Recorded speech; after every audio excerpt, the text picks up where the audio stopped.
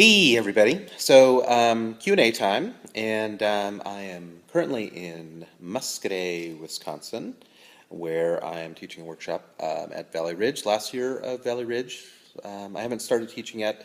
My wife Andrea is actually doing her teaching, and then I kick off with the Freaky Things with Wings class coming up. I'm also teaching that in California, so if you guys are in that neck of the woods, I'll be doing that down in LA. You can always check on my blog and find links where I'm at. So hopefully I'm going to see some of you guys in real life as well as fake life. This is fake life. So a couple things before we get going. We don't have that many questions. I actually have a few of my students here actually have brought some Morpheus boxes, and we're going to take a look at them. Gary, some of you know Gary from the class. Gary has brought his, and he's almost done. So yeah, it's been kind of fun to see some of them in person. And actually, the last couple weeks, I actually saw, those of you who've taken the Pez class, I actually saw some Pez classes in person. I just saw Solange. She did some amazing, actually really amazing Pez. I saw those last weekend at Upstart Crow. So it's great to see you guys are actually finishing these projects and having fun with it and all that good stuff. Next class coming up is the Distressed, Disturbed, and Disintegrating Dollies. So go ahead and registration has started. That's up and running. So hopefully I'll see you guys there. That should be fun. Basically, the way the class is going to run is each week I'm going to basically take a doll head and we're going to do something different. It's going to be usually each one will probably be a combination of texture and patinas and painting. So usually each one will have a different sort of feel about it, and they may not necessarily all be Demengish. They may not necessarily be things I would specifically use in my work.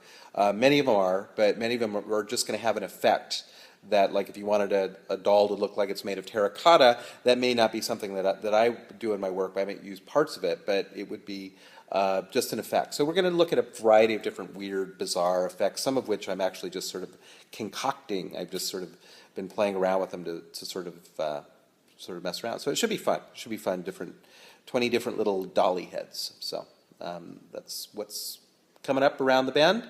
And so I guess without any further ado, let's chat a little bit about our good old questions. Yeah, there hasn't really been much. Heather did have a question about heavy body versus fluid for the rusting stuff. So in terms of when you're doing I'm assuming that was for the red and green, or the red and verdigris, or the rust and green. I guess that was the name of the video.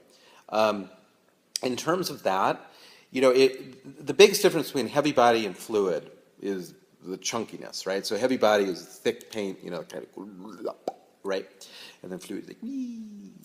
And so that's the big difference. So just remember that when you're trying to dry brush, heavy body is always a little bit better. You can use fluid, but you usually have to wipe a bunch of paint off the brush to get it so that it just hits the top parts. So heavy body is always a little bit better in terms of dry brushing. Fluid is always a little bit better when you're trying to do washes, because now if you can easily make a heavy body paint into a fluid, by adding either a medium or more water, and it will obviously just sort of do that. But just as a rule of thumb, heavy body is great for the dry brushing. Fluid's great for the washes. So if you only have one or the other, you can make do, but those are the best. Let's see. And there was a question from Mary about the difference between, in terms of if mica powder would be the same as micaceous iron oxide. Now, I noticed that was a little bit that had been addressed, and I've never really used the mica powder. I did look into it a little bit, and basically the answers that you were getting were it seemed all very sound.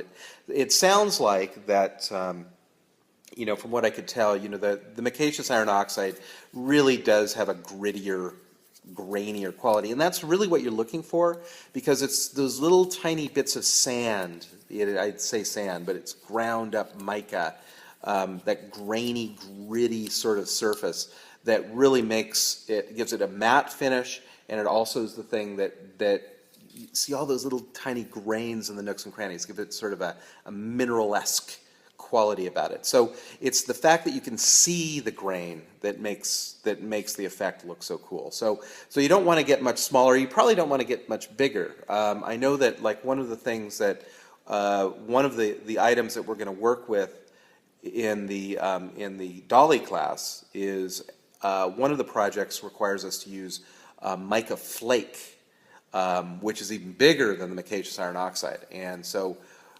when we're doing bituminous bambinos, we need actually a mica flake. And so it's really chunky and